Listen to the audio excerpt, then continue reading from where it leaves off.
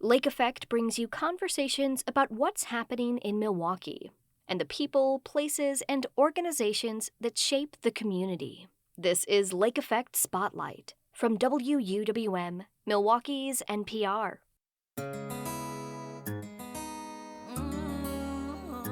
Milwaukee native Ira Madison III is a cultural critic, TV writer, and host of the Crooked Media podcast Keep It. Coming up next week, he's adding author to his many titles with the release of his debut essay collection, Pure Innocent Fun. The book explores key cultural moments that inspired his career as a critic and impacted his life growing up as a black gay man in Milwaukee. For Madison, TV shows, movies, and books were not just an escape, but turned out to be a tool for connection. He takes readers on a trip through the 90s and 2000s, diving into everything from Buffy the Vampire Slayer, Oprah's talk show, and weekly trips to Mayfair Mall to see as many films as he could. Ira Madison III joins me to share more, and to start, here's an excerpt from Pure Innocent Fun. February 2nd, 1999 marked the release of the most important historical text since the Bible. The Bible, of course, being the print edition of Entertainment Weekly, February 1990 to April 2022. A scrub is a guy that can't get no love from me, hanging out the passenger side of his best friend's ride, trying to holla at me. TLC's No Scrubs was a seminal text for me, the version with Left Eye's rap only. Not only because it was a massive hit, but because my mom and sister routinely lobbed the lyrics at me over the fact that I never got my driver's license in high school. For most teenagers in Milwaukee, a car represents freedom.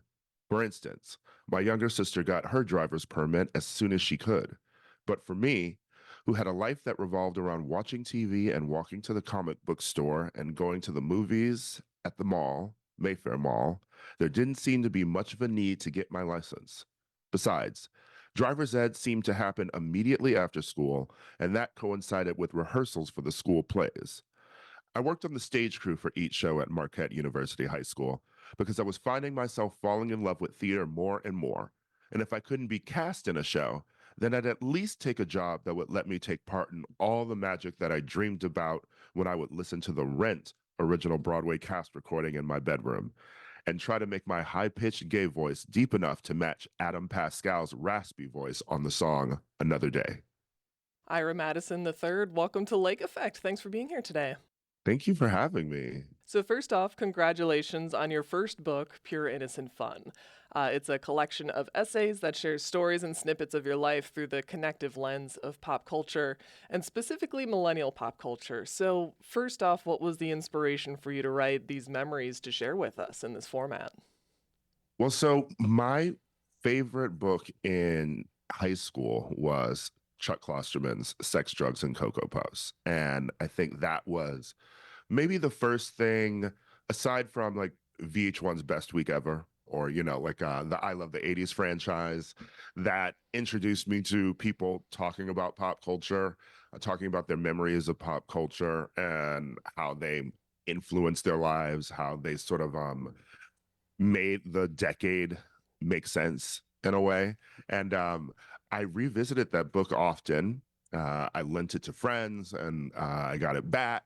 And I think around 2020, when we were all at home for a very long time, I reread it for the first time, maybe in a few years. And it sort of hit me that I wanted to make my own version of that, and a version that was sort of a tribute to that.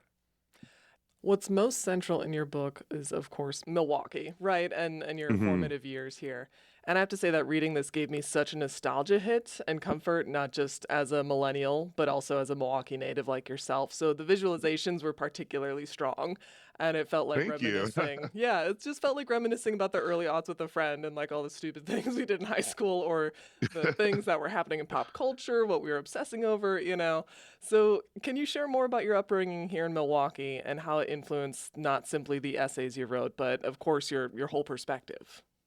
Yeah, my earliest memories that I write about are when I attended Highland Community School as a kid, and that led me to Morse Middle School. And I really enjoyed those schools a lot. Those were some of the more diverse schools in Milwaukee. And then after middle school, my culture shock was going to Marquette High School, which was an all boys school. And at the time, it was a largely all white school too. So I think that that is something that definitely affected, my upbringing and also sort of just thrust me into a world I wasn't really familiar with. And I think I retreated a lot into myself. I retreated a lot into books, into TV, into film. And the way that I was able to make friends with people was through discussing pop culture, discussing Seinfeld reruns, discussing Simpsons reruns, and spending nights watching movies with friends in their parents' basements. And that, I think, prepared me for college, where I was able to, you know, not connect with people as easily socially as other people immediately, but I could connect with people on music and pop culture. And I think that that really just sort of led me down the career path that I've had ever since. Yeah, we grow up with these things and we latch on to like shows or movies, like maybe without knowing the significance at the time. And, while I don't Hmm. share the same experiences as you, such as going to Marquette High as one of a handful of black students at a predominantly white school, I have to say I deeply empathize hard with the way you wrote about escaping into TV, movies, fanfic, everything that gives you a safe space mentally. So do you think this is why Hmm. pop culture and the nostalgia around it can be so powerful? Yeah, I think that especially in a world, where we have so much niche culture now, there's not the monoculture of whatever was on TV last night. Chances are everyone watched it, and if you didn't watch it, your parents watched it or your sibling watched it, you were at least familiar with it, and now I think with there being so many disparate things to watch, not everyone is watching Severance, not people barely watch network TV.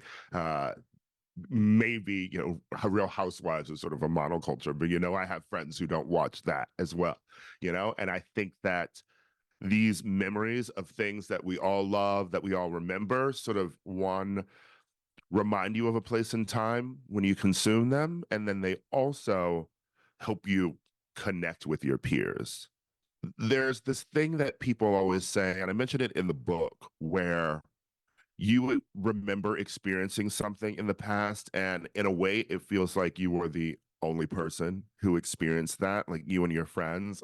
How many times have you seen a viral post online where someone starts with the prompt, name a TV show that you've watched that you're pretty sure no one else has ever seen, etc. And sometimes people name shows that were pretty popular, like everyone's seen ER or Friends, or Yeah. they've heard about it. But sometimes people will name much smaller shows that were canceled, like a Pushing Daisies, shows that were canceled very quickly. And I think that when you go back and actually look at how many people watch those shows, we lived in a culture where, sure, the biggest shows on television got maybe 30 million viewers a week. And that show got maybe 10 million a week. And that's why it was canceled. But in this day and age, 10 million viewers a week would be a huge hit. Mhm. So Mhm. I think a lot of the things that felt niche and small to us at the time, millions of people actually have that same experience. I think we just did not have the internet. We didn't have social media. We didn't have a way to know that the things that you were experiencing by yourself at home were lived experiences that many people had, not just in the US, but across the globe. In your books and your experiences, it's not just the power of pop culture, but especially the queer perspective of pop culture. And I think that also is a big factor in how millennials today are also viewing things, not just of their past, but today. Like before, it'd be all about little hints of subtext we could get, right? But, Hmm. it's more than that. It's camp, it's the random things we obsess over. And you have a podcast all about that too, right? So, can you explain the importance Yes. of that lens? Yeah. So my podcast, Keep It, which I've hosted for about 7 years now with my co host, Louis Vertel, We dive into current pop culture each week, but we also always divert into nostalgic moments that we remember, sort of our tastes that have been developed by how we view things as young queer people in the 90s and early 2000s. And I think that it gives us also a different lens into pop culture right now. Films that might seem on the surface a lot more queer, that there's characters who are explicitly gay, there people talk about their real queer lives, but I don't know, it feels a little bit like when you watch maybe films from the 50s or something, or sort of like pre-code films where people had to talk in code and there was innuendo. And in a way, it feels like some of those pieces of culture are a lot more queer than many of the things that we experience now, just because people had to work with intent to really make those characters seem gay, really make those characters connect with an audience who would understand it. And now it just seems as if you can throw a character in something, say they're gay, and move on, I'm going to take a quick moment to reintroduce you. This is Like Effect. I'm Audrey Nowakowski, speaking with author and Milwaukee native Ira Madison III. So, Ira, you've written for GQ, Vulture, The Cut, and MTV News, among others, but a story assignment obviously is very different to writing about your life through the lens of pop culture. So, did you have Yes. any aspects of writing this book that felt strange or intimidating to you at first? Like, did it take a minute to find your voice when you're used to, like, okay, this is my editorial voice on this one thing, but okay, we're getting personal now? Yeah, I have a very distinct writing style. I said I called it ADD earlier, but I feel like comes across in my writing style too. I write the way that I speak. I write the way that I discuss topics on the podcast as well. We will, for instance, be talking about the Golden Globes and the wins, and then we will all of a sudden divert into, we'll talk about a film that won, and we'll talk about the actor that was in that, and that will lead us into talking about other films of theirs and someone else who was in that movie. I feel like it's my book is sort of like a road trip, and you're making a lot of different stops along the way, but you're eventually going to get to the destination. And when I write an assignment, which is much shorter, something like 900 to 1200 words, it's edited down a lot, for one, and those diversions maybe only happen once. You start with an intro topic, and then you veer into the meat of your story, and then maybe you'll end with a kicker that's surprising or something, and I think that I got so used to writing like that, like it's you get an assignment, especially when you're writing about pop culture and it moves so fast, especially with the internet. You get an assignment in the morning and you need it done by the afternoon. This was sitting with topics that nothing was changing about them. There wasn't new information. I didn't have to rush it out. And I was also reflecting more on my perspective and how much I wanted to share about my life. And yeah, it felt like it went on forever. Trying Yeah. to write, trying to get to that destination in each essay. And luckily, I found a healthy balance. I found a mode of doing that worked after the first couple of essays, but just starting the book was probably the hardest aspect of it for me. Yeah, and I do like how the footnotes kind of serve as side quests, like, oh, remember, like, Hmm. go look this up if you haven't seen it in a minute, or this is the cultural significance of Love a this moment. footnote. Yes, I Yes. like the twist on the footnote. That was fun as a reader. You mentioned pop culture can change so rapidly, and, there's a new news bite every day. What would you say are, like, the best and worst things about being a cultural critic and having to stay on the pulse of all these things? Well, one of the worst things is also a best thing. It's sort of a two-edged sword, It's there is so much to consume. I am constantly feeling like I haven't listened to an album that I need to be listening to. I haven't seen a movie that I haven't seen. I haven't seen The Brutalist yet, for instance. I need to find a way to carve out 4 hours in my afternoon to go and see it. And it's certainly not going to happen now when I'm, embarking on a book tour. But there's also something great about that because there is so much to consume. I love one of my text threads that I have with a close friend, Ted. We just send each other new songs that we're listening to back and forth every day. We sort of start our day with a new song. And I have friends who do the same with books. So I think now I sort of rely on my sort of community of people to let me know what I should be watching or listening to. But it is hard to sort of be abreast of everything. Also, you want to go to your creature comforts often. You want to rewatch a movie that you love. You want to keep watching Bravo and not doing anything else. It's a bit hard to do that. Absolutely. In your book, you stated, especially in your teenage years, that you were on a diet of white pop culture media in a rejection of your mother. And, I think a lot of families can identify with that. And also, if my family is good at one thing, it's not asking questions, especially Midwestern Yes. families. I'm sure it goes beyond the Midwest, right? But Mhm. in writing this book, how have you felt sharing it with your family and the people closest to you? Well, they have not read it yet, It's to so be they determined. will they will get their copies of the book in person when I do my stop in Yeah. Milwaukee. I know. It must be a So scary thought, though, because you were living in your own world and your brain processing, living life as best you could, while they have one perspective of it, too, right? Yeah. exactly, but also I would say that I'm less worried about some family members, particularly my grandmother, who I dedicate the book to. She is an avid fan of mine. She is the one who always encouraged me to write a book when I was younger. She's the one who'd always take me to the bookstore after school.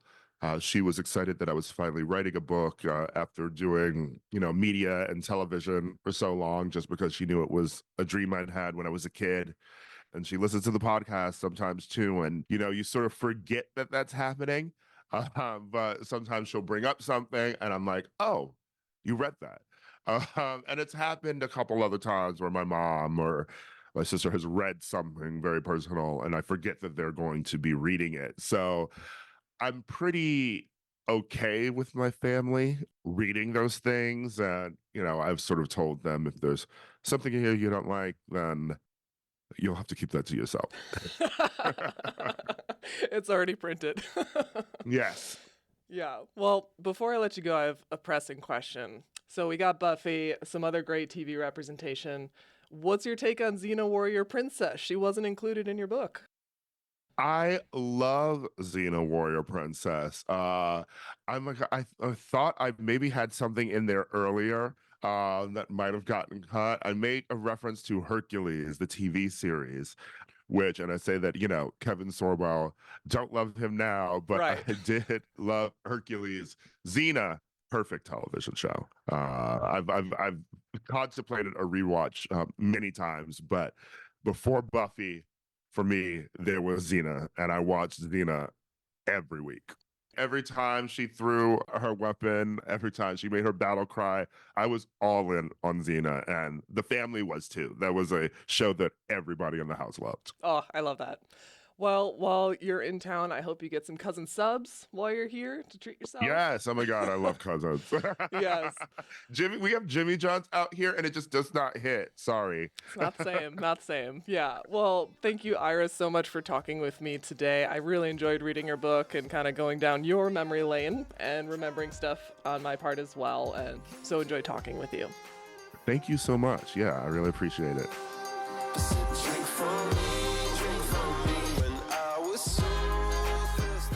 Milwaukee native Ira Madison III is a cultural critic, TV writer, and host of the Crooked Media podcast Keep It. His new collection of essays is called Pure Innocent Fun, and Madison will be at the Oriental Theater on February 3rd for a book event in partnership with Boswell Book Company. You can find more information at wuwm.com.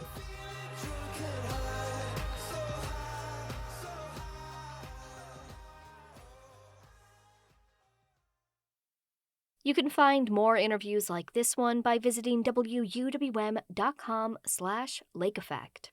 And while you're there, subscribe to the Lake Effect Spotlight podcast.